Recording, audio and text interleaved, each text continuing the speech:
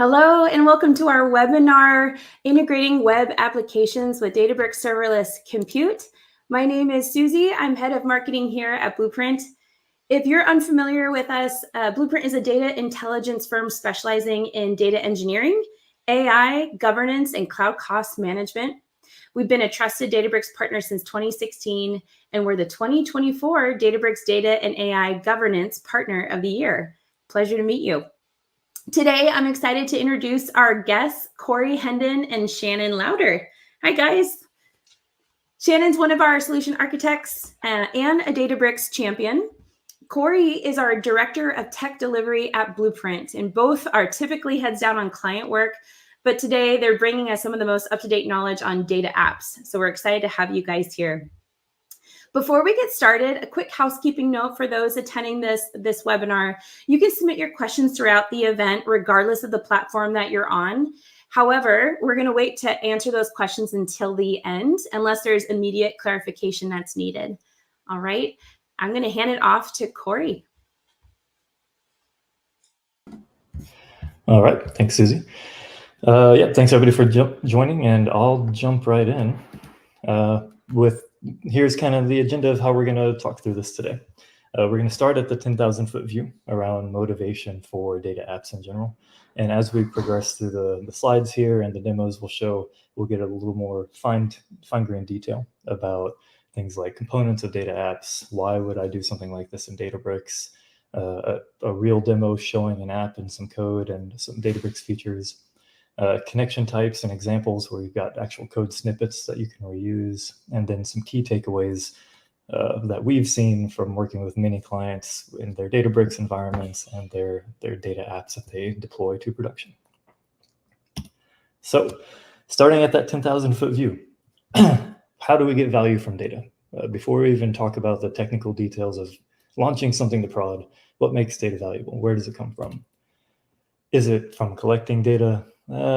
Not really. Collecting data is important, but is that the thing deriving direct value? Not exactly on its own. What about ETL, right? There's tons of ETL in every data org these days. Is that the direct value creator? No, it's important. It supports the ability to create value, but on its own, ETL doesn't generate its own value. Okay, what about the cool, fancy stuff, all the trendy things like AI, machine learning, data science, advanced analytics? Well, again, they do produce cool insights, but on their own, a Jupyter notebook or a Databricks notebook or something does not produce value on its own. It's got to do a little more than that. So, okay, let's go to classic. You've got a data insight and you make a presentation and you communicate this data insight to decision makers, business stakeholders. And does this produce value? Yes. Even something as simple as a presentation can allow your data to produce real value, because now the audience of your presentation can go take an action. They can make an informed decision based on calculations and data that you've presented, and they can take an action which generates, say, revenue. So what about dashboards? Yeah, sure, definitely data generating. This makes live, fresh data that you've done all this work on the foundational components on the left side here to make data available to people who want to use this for finding insights, taking actions every day, anytime they need it. So absolutely. Other obvious ways data becomes valuable is when you build integrations, automations like reports, or that cool forecasting model your data science team made, integrate that into your demand planning. Don't just have a forecasting model, right? And then web apps. So web apps is kind of this own component on the communication side here, where you make a full-fledged application as a website, and you can interact with your data and trigger actions. You can trigger decisions and automations from it that impact your data and your business. So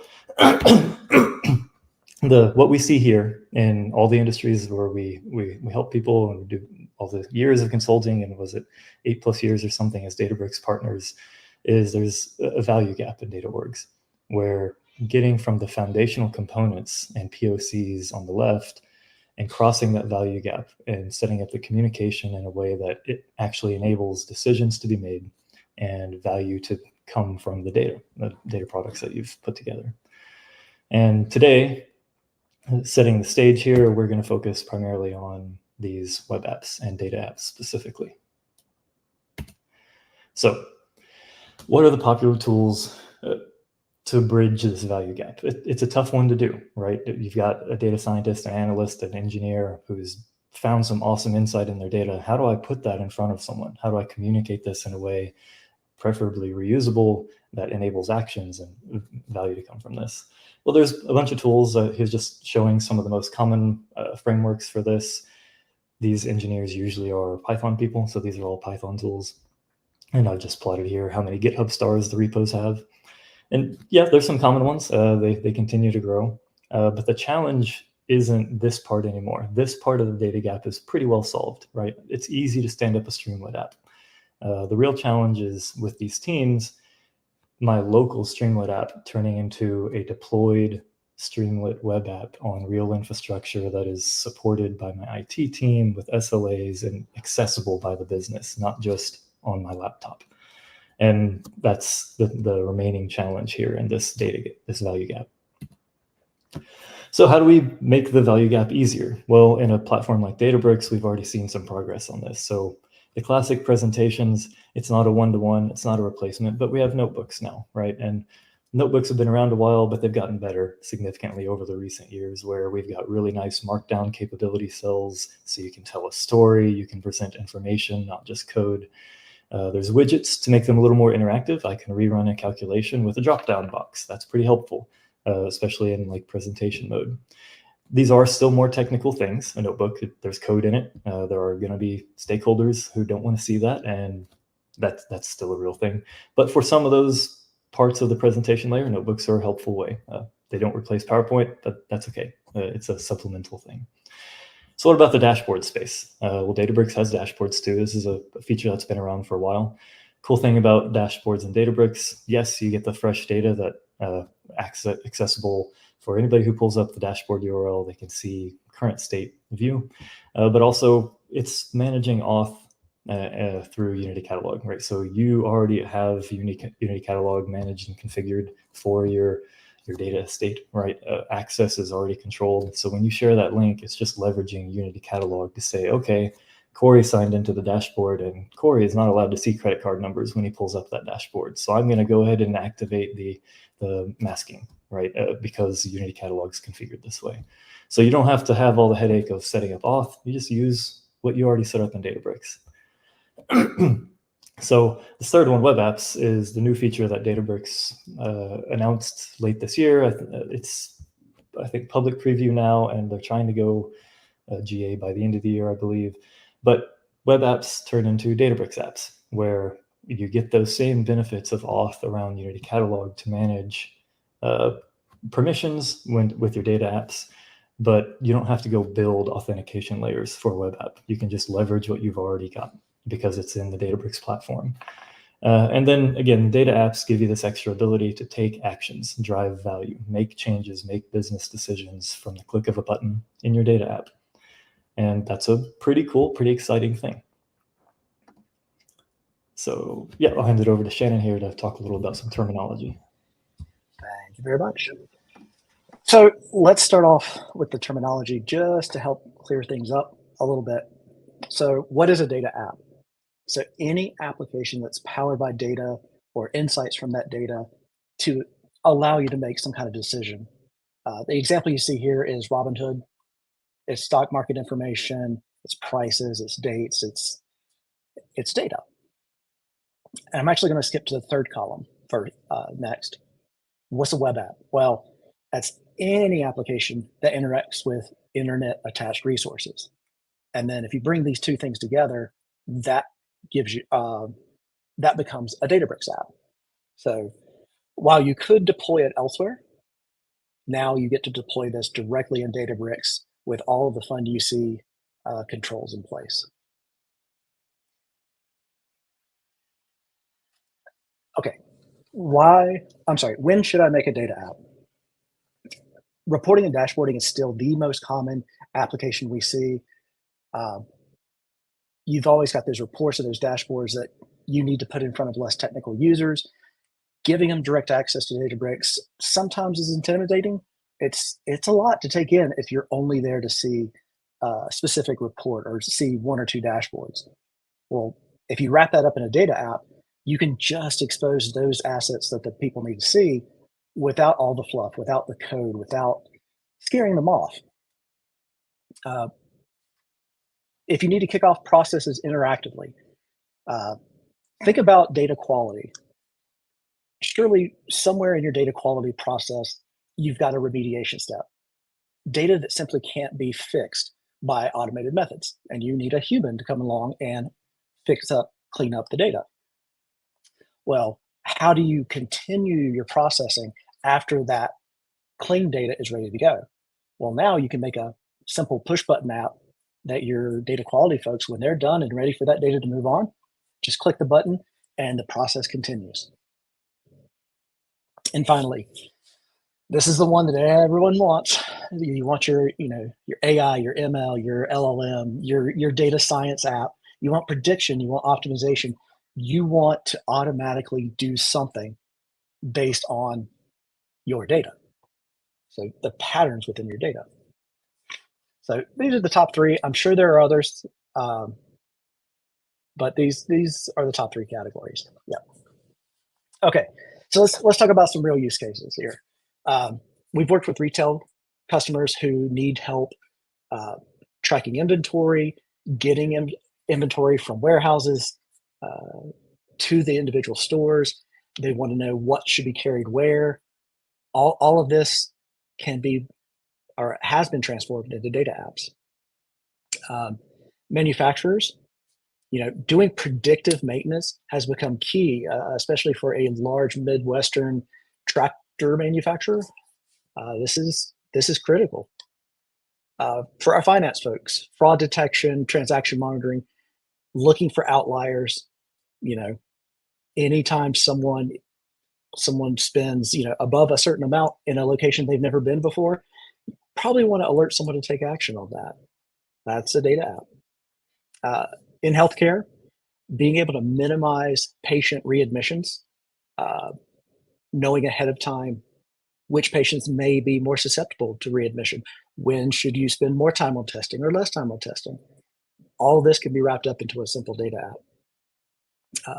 Logistics, just getting your product from point A to point B, optimal routes, keeping the right number of trucks in the right places so they're ready to go, not wasting the resources that you have to get a job done. In energy, demand forecasting and load balancing, we've worked on apps to help predict peak demand, off-peak demand, and even worked with an energy company to work up battery storage. So they could augment their production by storing it during the off times and releasing it during the peak times. So pretty neat stuff. And law enforcement, basically just being able to share data across multiple law enforcement agencies is a huge use case of being able to dig in and share data. And then, in every industry, any kind of agent, like LLM agent, like a chatbot or something like that, any kind of RAG application, it shows up just about everywhere across all industries.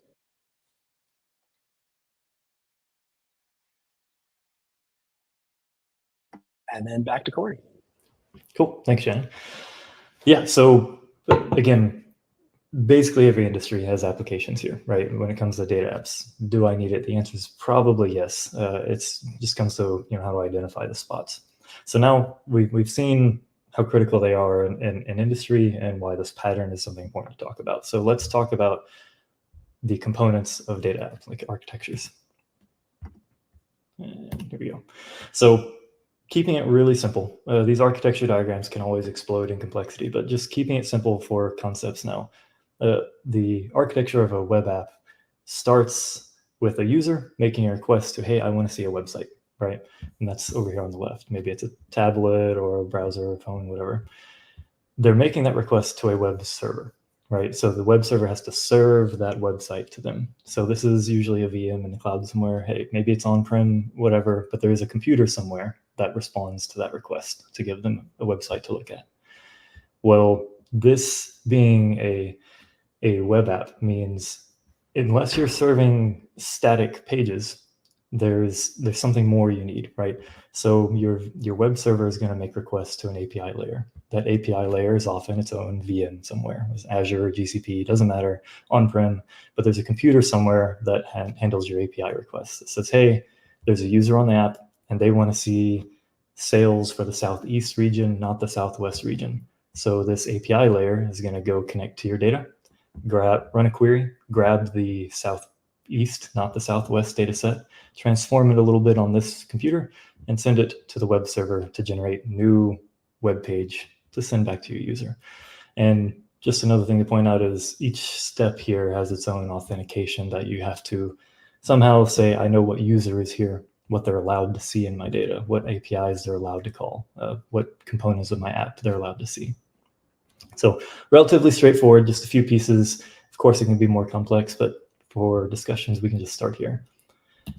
So the problem isn't that architecture, the problem is deployment. Deploying apps like this is enormously complex, and it always has been. There's so many things to consider, right? Where do I host my VMs? How much compute do I need? How do I handle authentication? How do I handle networking and security?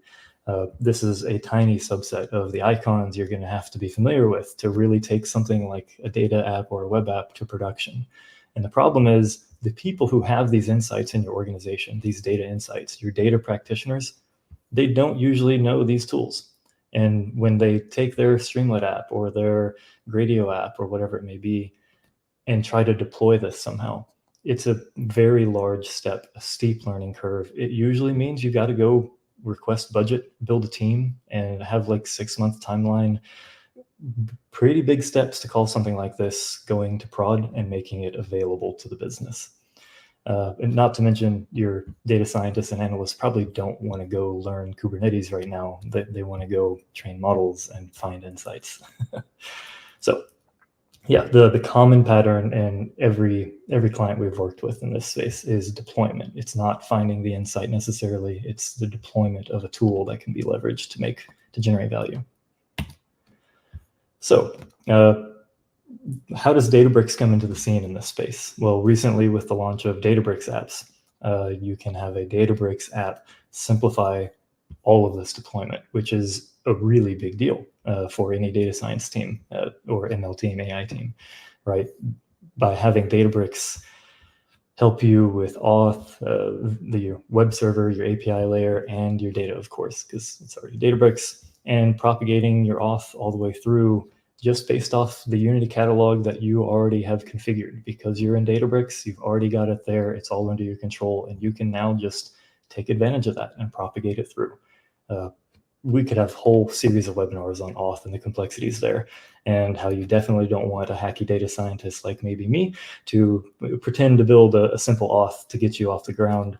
Your security team is going to tear it up, right? So you want to leverage something, and Databricks has jumped in to say, let's make this easy for everybody. So let's look at a sample architecture for a demo we'll show here in a second of doing this with Databricks and Databricks Serverless features to build a data app on the Databricks platform. So again, I've turned all the auth pieces red because Databricks has got this. I've got my Unity catalog configured the way I want it. My security team's on board with that. And now I can just propagate. I know who tried to access the app. So UC gives them permission or does not. UC gives them permission to serverless warehouses or not. UC gives them permission to data in my lake or not. Right, so I don't have to think about that. I just pass it through.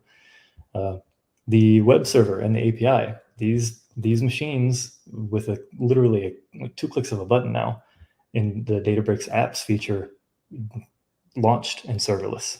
They even give you templates to get started. So literally a few clicks, less than 5 minutes, you can have a Databricks app up and running, which is crazy to think about for anyone who's been in this space developing data apps from having to make all the decisions and support everything around these VMs. And then what does your API layer do here? Well, the simple scenario we'll show here is, well, maybe my API is going to run some queries on data with a serverless SQL warehouse and send them back to the app.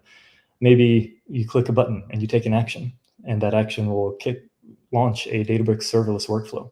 So a Databricks job can be triggered by a user who's making a decision to go push something through, right? So using serverless for all this makes these things really responsive, great for these internal decision-making tools for any company.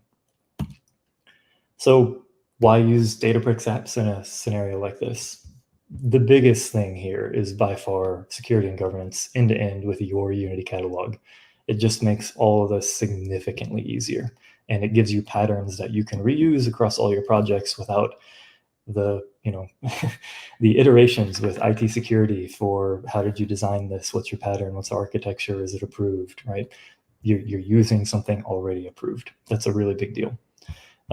Serverless responsiveness and cost controls for all layers. It's a big deal that your web app is serverless because it will shut down when no one's trying to request anything of it. And you're not paying for that VM sitting idle in Azure or GCP or AWS for 90% of the time that it lives for the month. It's sitting idle in case someone pings it. It's serverless. Awesome. That means you're not going to waste a bunch of money. And then significantly faster development from concept of an insight to deployment and getting it in front of someone who can take action from this insight. And we'll show a little bit of that here in a second. So yeah, I'm going to hop out of the presentation here and just share screen a little bit. And here is, you can see up in the URL, a Databricks app.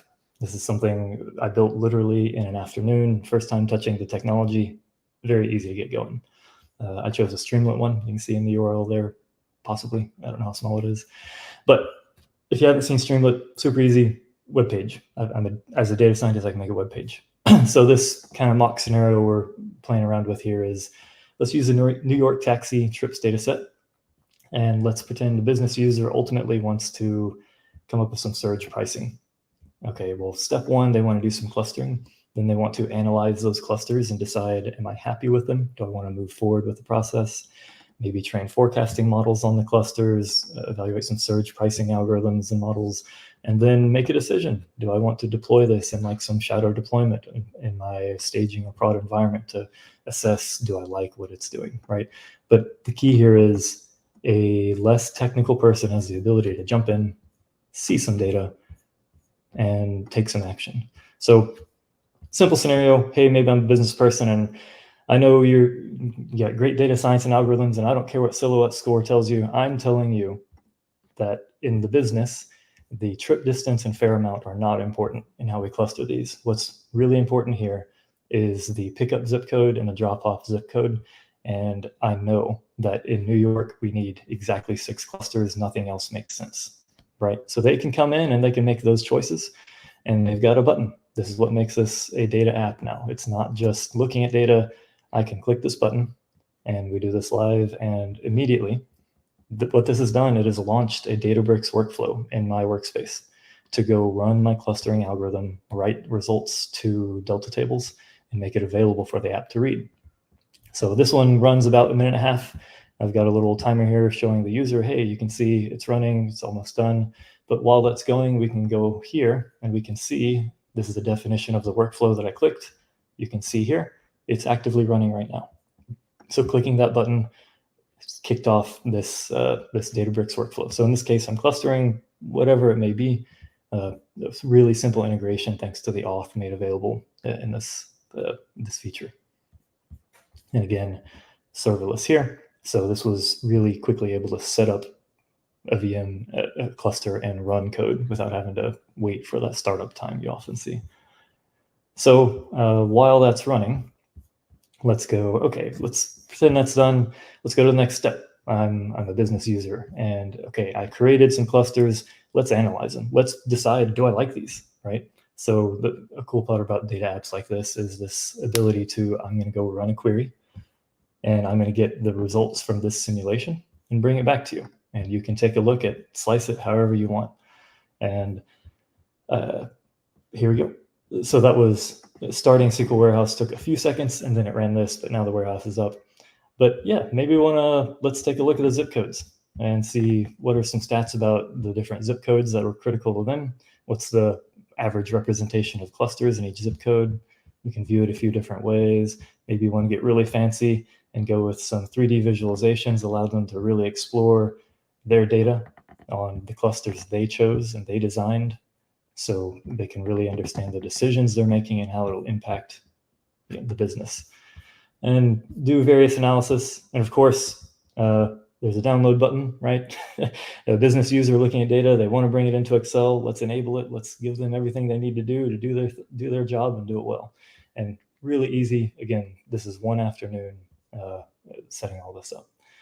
So then, theoretically, right, let's click a button and train some forecasts on that set of clusters I've made. Let's do some surge pricing and analysis. Let's click a button and deploy this to some environment where we can have shadow deployment and understand how does it perform in real life. But the purpose is, hey, cool, we've got a data app. Here's an example of what a workflow could look like. Yours could look very different. But let's look at, in Databricks, what is this feature? Where does it pop up? So in the Compute tab, let's go to Apps at the top. And this is the one we just looked at. But before we do that, just to see how easy it is, when you click Create an App, they actually give you a bunch of templates, which will really just work out the gate. You don't have to do anything. My team's done a lot of Streamlit. I think these days we're looking more at Gradio, but Streamlit's one we're familiar with. We want to do a data app, but you can do chatbots if you're in the LLM space like most of us right now. Pick one and click Next. You give it a name, a description, and you can already start managing access of, if I'm in this app, what can I use? What resources are available?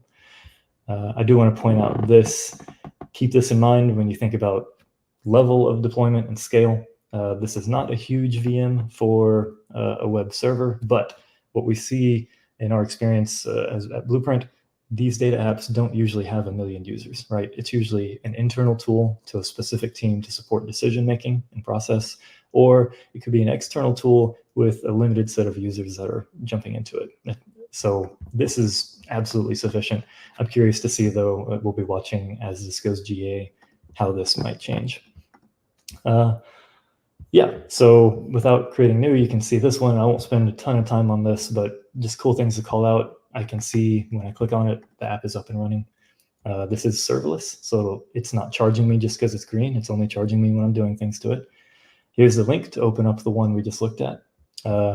Here's the notebooks where your code, you can find this in your workspace, this app that you're running. So you can go make changes and edit it and redeploy it really easily. We talked about auth a lot, so just pointing out this one. When you create an app, it automatically creates a service principal for you, and you can manage the permissions of what assets in your Databricks environment and Unit Catalog can it have access to, what permissions does it have for those. And if I'm honest, some pretty cool, useful stuff for developers to actually do all of this app development locally before you push the update to your web app. So very useful stuff. Won't go into all the detail there. But as a quick overview, very cool, very capable. And again, you can launch an app in 5 minutes or less, and you can, in an afternoon, actually create a real data app that runs things. So pretty powerful. So we'll jump back into the slides, and I'll hand it over to Shannon now. Appreciate it. Next, I'd like to talk to you about some common anti-patterns that we see as clients are developing their web apps or data apps. First of all, hosting any of your app through an all-purpose cluster, you're paying the most expensive SKU you can for that utilization, especially if you look at the example up above. It was idle 99% of the time. That's a lot to pay for when it's doing nothing. Next up, trying to use Databricks like a transactional database. Yes, you can use your app to interact with the data, update, insert, and delete.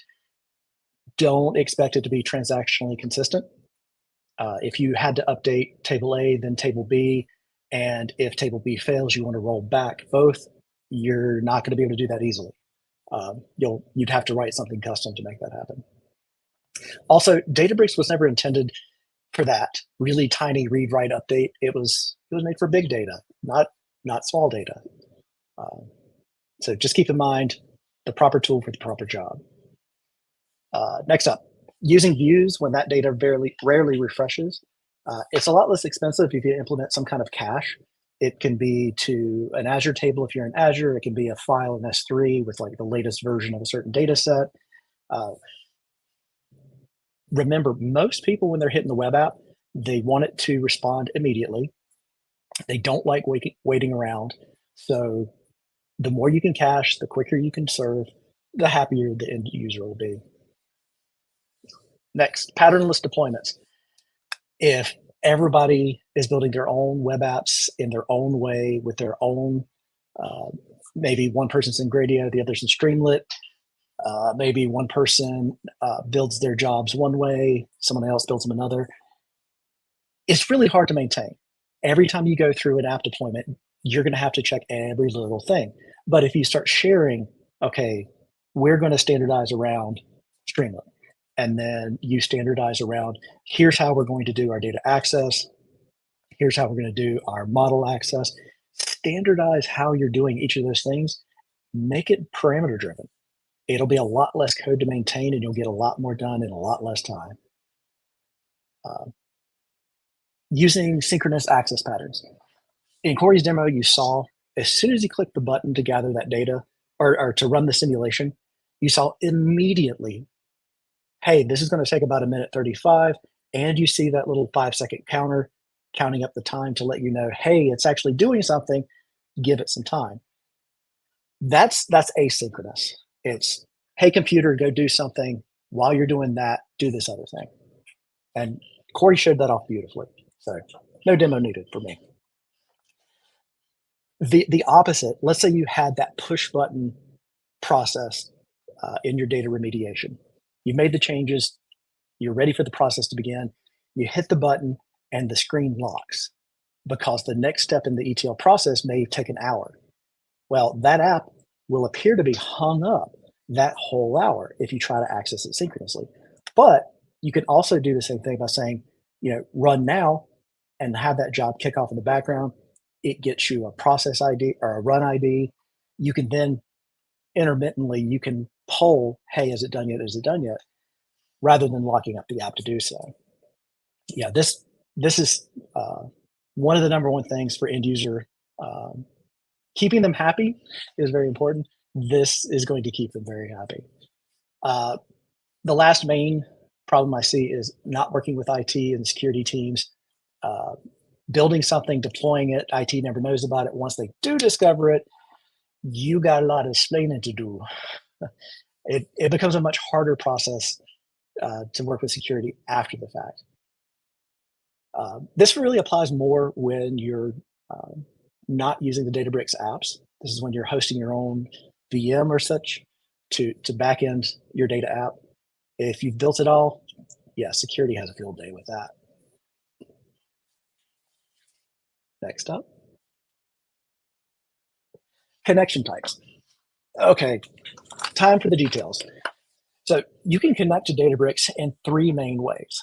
You can connect to its REST API, and if you're going to use API, you can use OAuth or personal access tokens to access the API. And in OAuth, you can do machine to machine, so you can set up a service principal and have your application interact that way.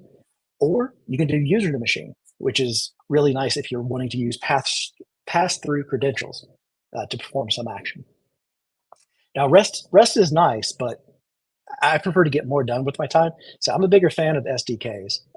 I like using Python just because everyone in data, Python's the new go-to language, so I use it.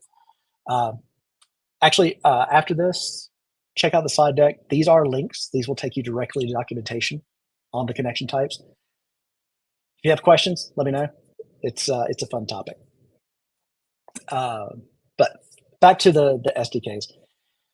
You can write code that would, it basically would use your Databricks login. So you can run this code from all-purpose or from serverless, and it's going to use the current session as your credentials. So if you're already logged in, it knows who you are. Unity Catalog knows what you have access to. Go with it. You can also do an Azure or use an Azure managed service identity. So you can make, some service in Azure its own identity with its own rights. And then probably the most common that you're going to see, you actually saw this it was kind of hidden in the demo, but a service principal. And this is where you log in with client ID, secret. If you're in Azure, it's going to be Azure client ID, secret, and tenant ID. And then finally, interactive. So the SDKs now support, you can actually request the user log in when it hits the application. And then it'll get a token that's good for about an hour to work on that user's behalf. And that's all built into the SDK and fully supported. Next up, you could also connect to Databricks through a SQL connection. Most often you're going to see JDBC, ODBC type connection strings. Looks like a URL. Yeah, you can still hit that. But I did discover Databricks released a SDK wrapper around ODBC or JDBC just for Databricks SQL. So once you've installed this, it's a lot easier. You don't have to deal with context and keeping all those little details about the session and what you can and can't do.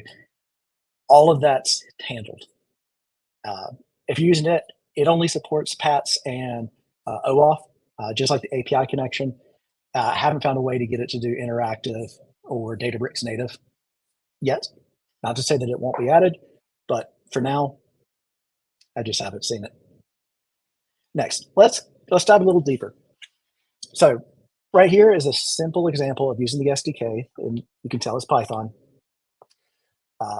So once you've imported that library, that workspace client, you instantiate it. It needs, so this is a demo from Azure. So it needs the host of the workspace, so the HTTPS all the way through to that first slash.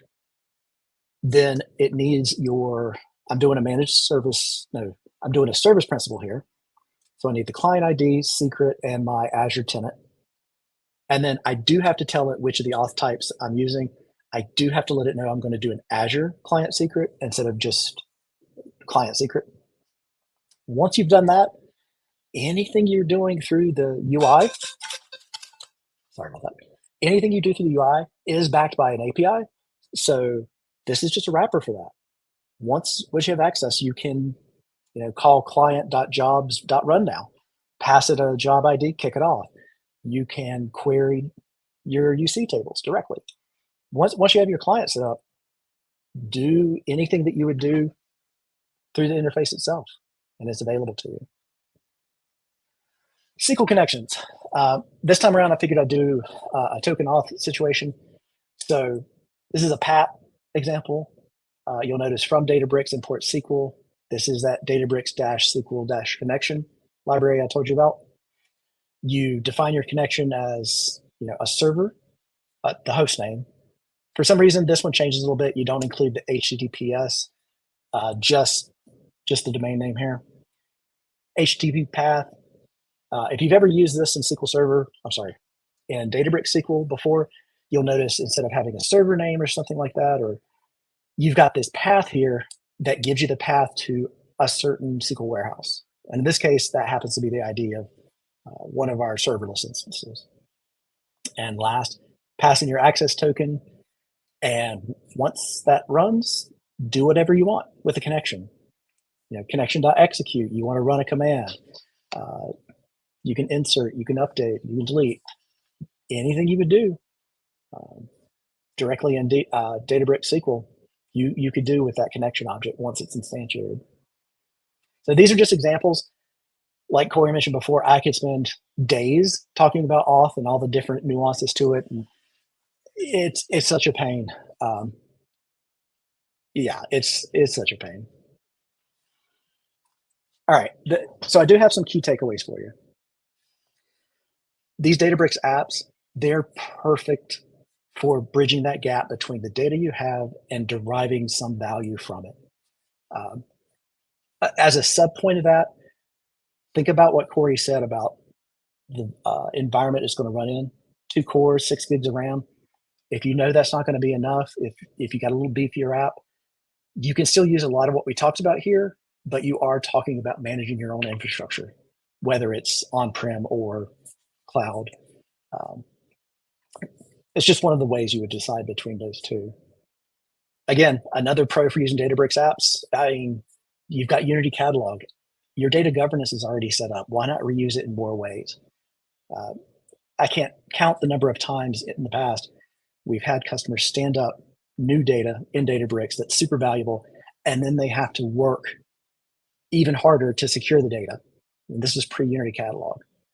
So you'd have your Databricks off, and then you'd have app off, and it's just a mess. Kind of mentioned this one already. The deployments are good for small user bases, but high memory utilization, tons of users, you're probably going to look to build a regular data app at that point. Databricks supports all the common SDKs for developing or frameworks for developing your web app, your data app. If you don't like the ones that are in the templates, you can use others. You're not limited to the ones in templates, so you can grab anything you want. You can start from the ground up. But if you're just getting started, templates make a lot of this a lot easier. And finally, make sure you're using serverless for all the components. It makes it more responsive. You're not waiting that 5-minute spin up. Yeah, just keep an eye on costs, keep an eye on the benefit, and go from there.